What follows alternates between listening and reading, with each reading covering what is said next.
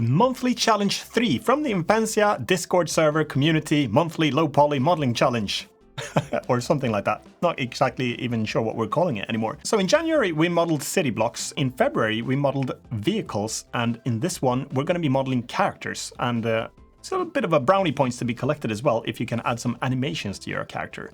And I've created a little template blend file here that you can load, and then you have to use this armature and create your character around this one and add the weight paint to it so it follows this armature. And we're also using the gradient texture just like in the previous challenges.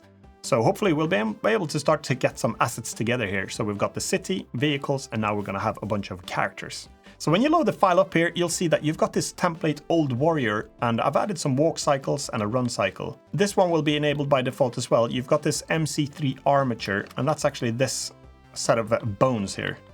And then under this one, we've got it parented to, we've got this template old warrior, and that is the actual character itself here. And you recognize here on the left, we've got the Imphenzia palette, the gradient palette, just like we've used before. And if we go to the animations tab here now, you can go to the, make sure usually it defaults into the dope sheet here, but you can go into the action editor, and up here at the top, you'll see that there's a T-pose. And in order to see this T-pose, you have to select either the armature or first, so it knows which one to set, and then just pick the T-pose here. It's got an underscore in the beginning because when you import these files into Unity, it picks the default state of the character when you import it will be from the first animation frame of the first alphabetically ordered animation. And that's why we've got this little underscore, because it's always nice to get the characters into the game engine with a T-pose instead of in the middle of a belly flop or something. With the armature selected now, you can press Ctrl-Tab to go into pose mode. And you can see that when I select bones now, they'll be in a light blue or a cyan color. And this is what you use when you animate the character later on. And in this mode, if you rotate the bones, you'll see that the character in the pose mode here will actually follow these movements that you do. Down here, we have the selection of the actions. And I've included the T-pose by default and then a run cycle here. And we can check, it's got all the way up to frame 23, but 23 and 1 here is the same frame. So we're going to loop this on 22, so we don't get a repeat of this frame. And if I press space, we can see that this is a run animation for this character. And if you want to see it without the armature, you can just hide this on the little icon here. And so there's a simple run cycle.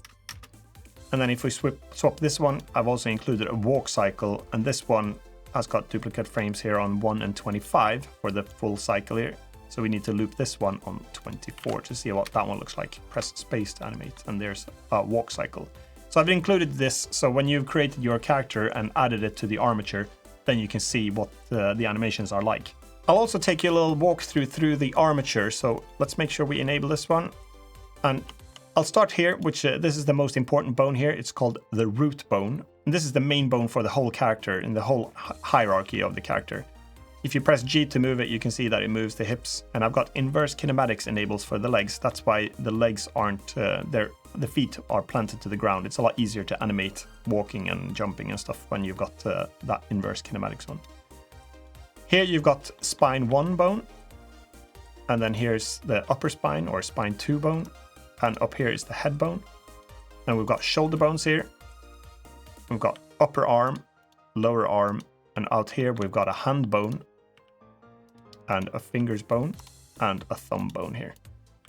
And I wouldn't worry too much. The deformation is super simple on this one. We're not going for fingers. We're not going for advanced gripping type of animations. We just keep it super simple with the low poly. This is complex enough for a lot of you guys probably who's not been doing any of this stuff before. But I think this is a good way to get into it and learn about it. And also these bones are named .L for left, and it makes it easier to do the symmetry. But that's nothing that you really have to worry about, I think, when you're doing your part of this challenge. Down here, we've got upper leg.L, and we've got lower leg.L.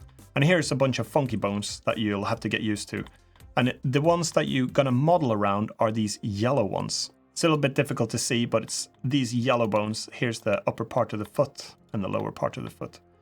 Because these other bones here, these are helper bones. This is the one that we're gonna use for animating to move the foot control bone here. If you have this one selected and you press G to move it, you can see that it moves the leg. And this is the inverse kinematics that's actually making this quite nice movement of the leg to keep, it calculates everything basically, how the joint should be rotated. based on the placement of the foot. And this other weird looking bone here, if you press R to rotate this one, it actually, let's bring it back, Alt-G, you can use Alt-G and Alt-R resets the position and rotation here. And then if I press R here, you can see that it does a foot roll here. So you can have the toes there planted and it rolls the foot up. Alt-R resets this one. And then you've got these bones here. They're also for the inverse kinematics. And if I press G to move this one, these are called pull targets for the knees here. So if you were to animate, lift this leg up, and then this bone will control in which direction the knee points. Alt-R and Alt-G resets all of this. And you can select all the bones even and do Alt-R and Alt-G to reset everything. So that's a crash course in the Armature. I actually realized that I've missed a couple of bones because I haven't used these for this default character, but you can use these if you want. And if I go back, Control Tab into pose mode, this is a belly bone. Oh yeah, it's mapped a little bit. So you can do some, if you've got a big belly on your character, you can map some vertices, especially towards the tip here maybe, to do belly movements. And here you've got a couple of breastbones as well that you can use for those type of shapes. And that should cover all the bones, I think, that you have to care about. You might have to re-watch this video a few times just to get an understanding again for the lower part of the legs here, if that's any confusing. Just remember that when you create your character, they need to follow the yellow bones from the knees down. So in this video, I'm also going to show you how to model a little basic character here. So if I hide this template old warrior, and I just got this one, I'll go to the UV editing tab. This is where I usually like to model since I want to keep my texture here so I can see. Let's go press Shift C to ensure that the 3D cursor is in the center of the scene here. And then here now, let's press Shift A and add a mesh. And we're going to add a cube this time. And then tab into edit mode, go straight into this. S to scale it down. And then move it up here. If you don't have this little moving thing, I'm using Windows here. My default key is Shift Space and G. That enables this little axis tool here. So let's bring that up to the hip. This is where I usually like to model. We don't have the material assigned, so I can go into Shading tab here. While this cube is selected, drop down and pick the material here. Go back into UV editing, A to select everything, scale 0 on the left side here on the UV side, and G to move it onto like a neutral skin tone or something. Okay, and remember now that you want the center of the object itself to be down here at the feet, not in the center of the body. It makes it a lot easier, again, when you bring it into a game engine to animate and place the characters. Usually they're going to be running on the ground. Now I can press Tab, and we also have to enable here, Auto Mirror. Makes it a lot easier as well. And if you don't have that on, you can go to Edit, Preferences, Add-ons, and just type in Auto Mirror here, and then enable this one. It should be included with the Blender by default, but it's not enabled by default. And now, here's a quick, maybe a crash course in I've got a few tutorials on this actually that you could follow on YouTube if you need. But I'm just going to bring this one down here, E to extrude, E to extrude, and E to extrude, so I get the center body here. And it might look a little bit confusing with the armature because we've got see-through on. If I go to the armature and click on this, you can see that under this viewport display, it's got in front. And usually that's good when you animate, but it could be a little bit confusing when you model. So maybe you want to switch that one off so it's not in front. You can choose how you want that one. Because it looks like it's not inside the armature now, but it is. Let's go back here, and to do the legs, to keep it low poly, I usually have a center box like this. I move this vertex or this edge in, go 3 into edge or into face select, E to extrude, and then in the front view. Here's a trick as well. If you want to flatten this, you could either do R to rotate it, but I press S to scale it, Z 0. That forces the Z scale to be 0, and that makes sure that it's a flat face here. And then we can bring this one in. And for the legs here, maybe they're a bit thick backward, like length, depth-wise, so scale Y. Okay, let's go side view. G to move it. And for the knee here, usually I do E to extrude, E to extrude. I put a bit of extra geometry there so the knee can fold. It's pretty important. Then E to extrude, S to scale, and here we're going to do feet. So I'll do some E to extrude it down to the ground. That's very narrow, so we can do maybe Alt select scale X. let's do big feet here. E to extrude. And remember, it's these bones. You can't see the colors, but it's these bones that come down here that are the deformation bones. So E to extrude again and bring the toes down. And put some extra geometry here where the foot roll is going to be like this. So that's a decent start, I suppose. And to color this now, we can do Alt Z to see through, 3 to go to face select, B box select, and then G on the side here and put black pants on. Control R to add another loop cut, and then here we're actually going to bring the colors down to match for now. For the shoulders, we do similar. 1 to front view, E to extrude, R to rotate, S to scale, E to extrude, and make sure here by the elbow we do E to extrude, so we got some extra polygons here, or extra vertices for the deformation.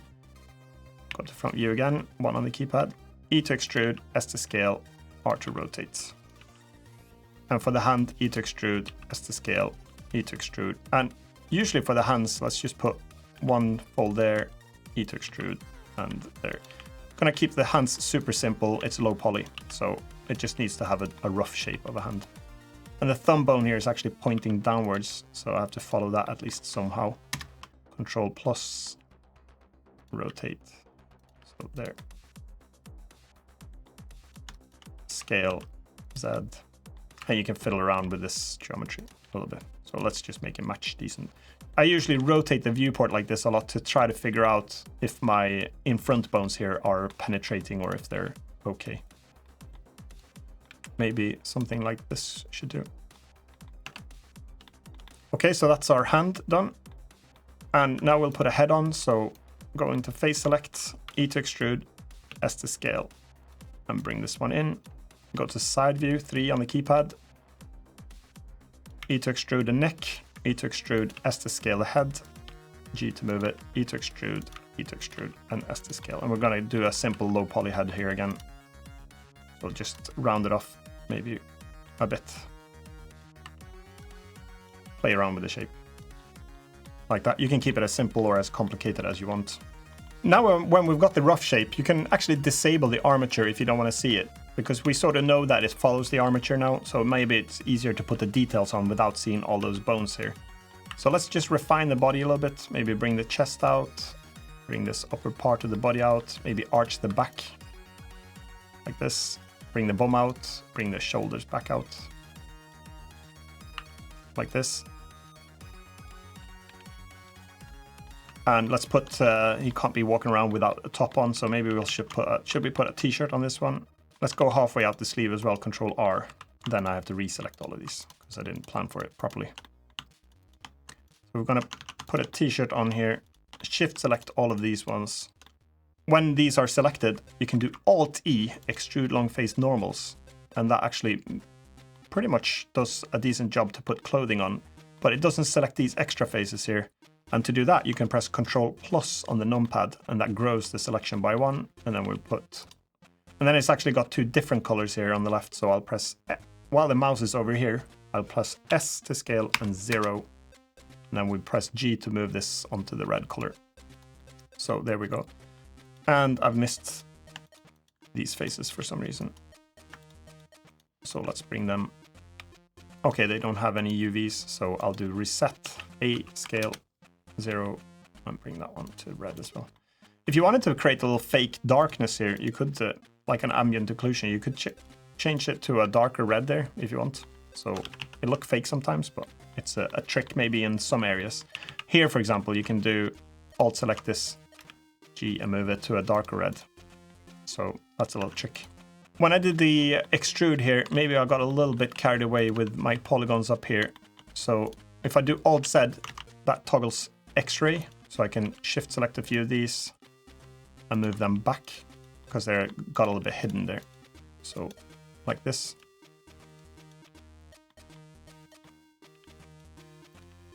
Alt Z to see again. And then you can just select vertices. And maybe we'll put a white, I was going to say put a white t-shirt on, but this is a red t-shirt, so it should be all right. Okay, for the face, you can do as little detail or as much detail as you want here, I suppose. If you wanted to add beard or hair or ears and stuff, you could do, there's many ways you can do it. To add an ear, you could do, usually I do Shift D to duplicate this face, S to scale it down, S to scale on the Y-axis, and then this is a separate object here, L to, or E to extrude. So L to select the length here, move it up. So that could be an ear. If you wanted to add some more detail to the face, you can play around with Control R for a loop cut on the head here. And usually I like to bring out maybe the face there and Control R again and bring this one in like this, just to create, I think this is roughly what I did for the template guy as well. G to move it, shape the head like this, and you can play around with this. And if you want to add hair, you can select a bunch of these faces, like this maybe.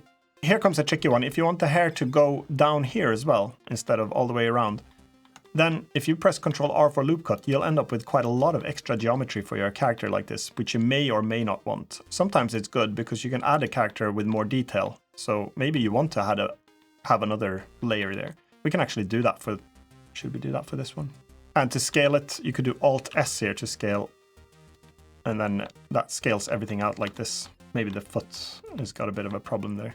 Let's actually do it this way for this one. There's many ways you could do it, but let's keep it like this. And I'll bring the foot up there. We can narrow this scale on the X-axis. There we go. And then just play around with the vertex here. And now we've got a little bit more geometry up here for the hair. So we can shift select a bunch of these. Maybe we want the hair to be like this. And then you could do it in many ways. You can do Alt-E, extrude long face normals. And then Control plus to grow the selection and G to move it onto, maybe you want, I don't know, yellow hair, dark, black, I don't know. Should we put blue hair on? Probably not. Black. Or you could do white, like an old fella. Let's do black. For eyes, there's many ways you can do that as well. I'll pick this face here in face select, Shift D, scale it down, Alt Z to see through. Okay, and we've got clipping enabled here. This one you might run into, so we can go into this modifiers tab and unclick clipping here. Move it in, scale X. Alt Z to disable see-through again, and E to extrude it. L to select the length while you're hovering over the eye, G and move it to black, and then that looks a bit strange, so we can put the eyes wherever we want. Scale Z, you can do eyes whichever way you want. Same thing if you wanted to add, I think I did on the other one, a beard. You could either attach it, this hair now is attached to the head. You can also do stuff that's not attached to the head physically. So let's say we wanted to keep a beard just here. I could do Shift D to duplicate this, just like we did with the eyes. G to move it, and E to extrude that on. And now I noticed I've got clipping off. That's pretty good to have on, because if I delete this face now, and then L to select length and move it in, now it automatically merges that into one object here.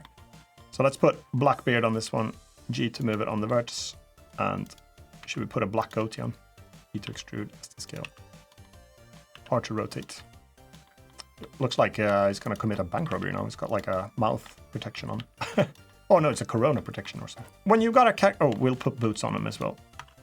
I'll create some other colors of the pants maybe so we can see a little bit better what's going on. Control R for a loop cut there. Control R for a loop cut again. Select this one, scale it out. That could be shoes. Alt Z, B to box select, or just, you don't actually even have to do B. I keep forgetting, you can just click and drag like this. And then change from the black here to blue jeans, Alt Z. So when you've got a character, I'll include this one in the template file as well as another template. Oh, we've got a bare back here. So now we can enable the armature again. And now we need to parent this one into the armature. And I select my new character here. Let's rename this one to template tutorial guy.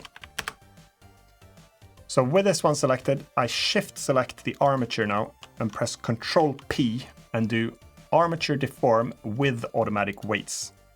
And as I've said in many other videos, it does a pretty good job nowadays with automatically mapping these.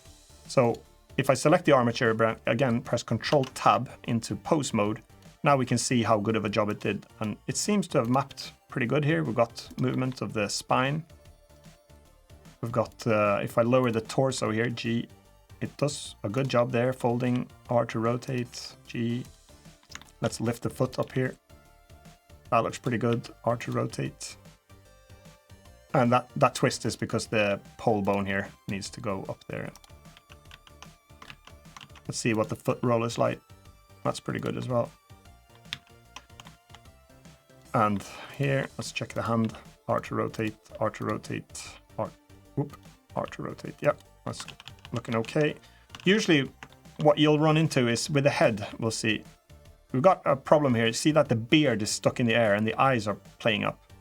So when you've got detached geometry, remember that we separated, it's in the same object here, but these eyes are separate, they're not connected to the vertices here. So to fix that, select an eye here, hover the mouse over it, click L, press, either you go up to vertex and go to vertex group here, or you press Ctrl G and do remove from all. And then you press Ctrl G again and do set active group.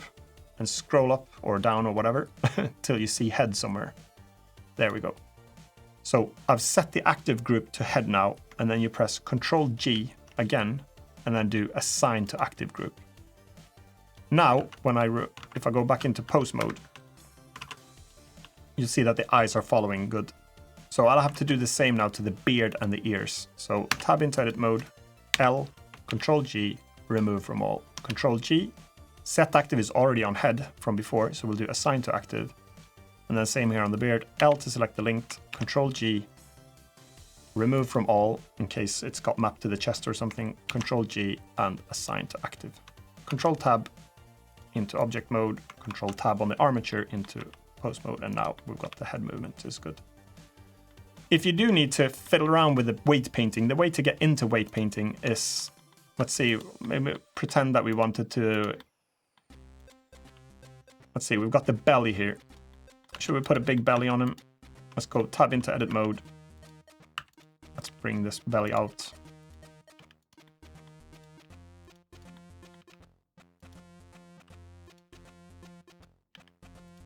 So let's make him a little bit wider here. Bring this in. So too many Oreos here. I should do it. It's not even that bad, to be honest. It comes with the age nowadays. Now, if we wanted to, there's a way to weight paint this as well. And to go into weight painting mode, you click the armature first out of edit mode, so you're just in object mode here. So select the armature, shift select the mesh of your character, press Control Tab, or you can select up here, but you go into weight paint. And the way you select vertices now is that you shift click on a bone to see how the weight paint is. So here you'll see for this bone here that it's got red is that is fully mapped and blue is not mapped at all, and green and yellow is in between there. So for the belly bone here, if I double click A and then shift select this one, we'll make sure now that I've got weight here is set to 1 and strength is 1, and then make sure I can just paint out here now and paint here and paint a little bit over here. So now I'm actually painting this to make sure that these will follow the belly bone a lot more. Control Tab back into object mode, and now we can see what effect that had. Control Tab and R to rotate this. You can see that you can wobble the belly now because we repainted those vertices. And after you've done the automatic weight painting, maybe it's good enough already the way it is, and maybe you have to go in and start tweaking those weights. And again, if you had breasts on, you could you maybe want to increase or reduce these.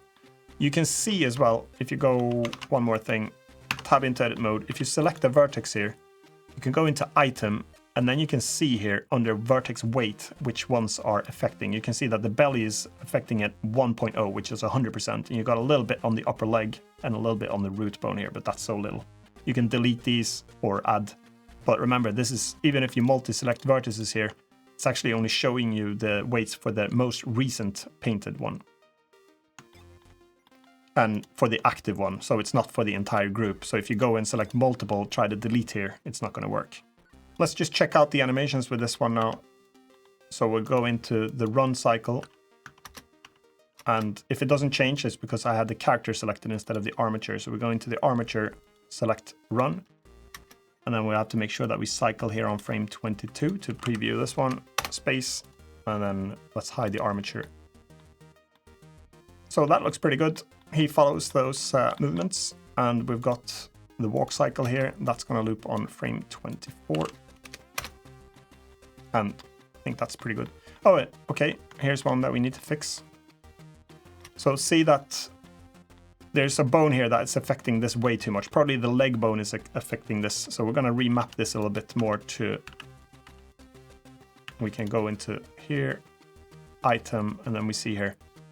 So upper leg here is affecting this way too much. So let's go into weight paint mode.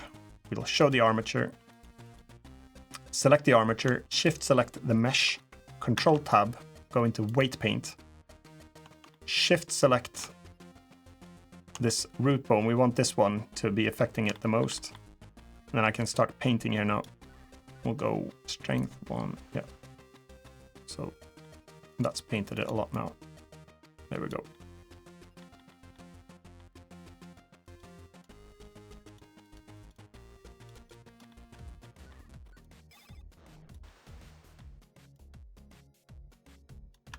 Okay, and then we can play it.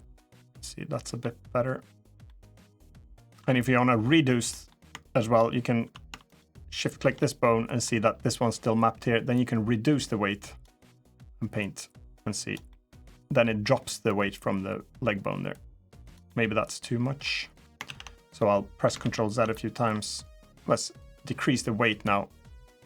Just paint there. And usually you only have to do this on one side since it's got mirroring on here. So that looks better now. Let's press Control Tab, go to object mode. If you want to score some brownie points, even though this is not, I was going to say it's not a competition, but I guess it is. If you want to score some brownie points, you can go into the armature here and you can add some own animations if you want. So let's go back into object mode here. Let's press Control Tab, go into pose mode here. And then if you want to create, give it a go actually, if you want. In the animation tab now, I've got the action editor selected. You can press, let's pick the T-pose to start from this one. And then you can press on this one, which is new action. You can name it to something, let's say idle. Press this little thing just to protect it. It gives it a fake user if you press this shield so you don't accidentally delete it in the non-linear editor or something. So this will protect it. So when we've got this one here, I'm in a new one, so I can press this one to start recording keyframes. And then I'll make sure I'm on frame number 1 here. Press G to move it down. And then let's move the foot out. G, X, G, X. And when you animate the feet here, if you move the feet, you want to keep this control bone. That's the one you want to move. Rotate Z. Rotate Z. Maybe we move the pole targets out. Create an idle animation for this guy. R to rotate. R to rotate the arm down. Should we put his hand a little bit on the hip here? I tend to do these animations for some reason. I think I did that for the pirate as well. So I'll put a little slant on his body as well.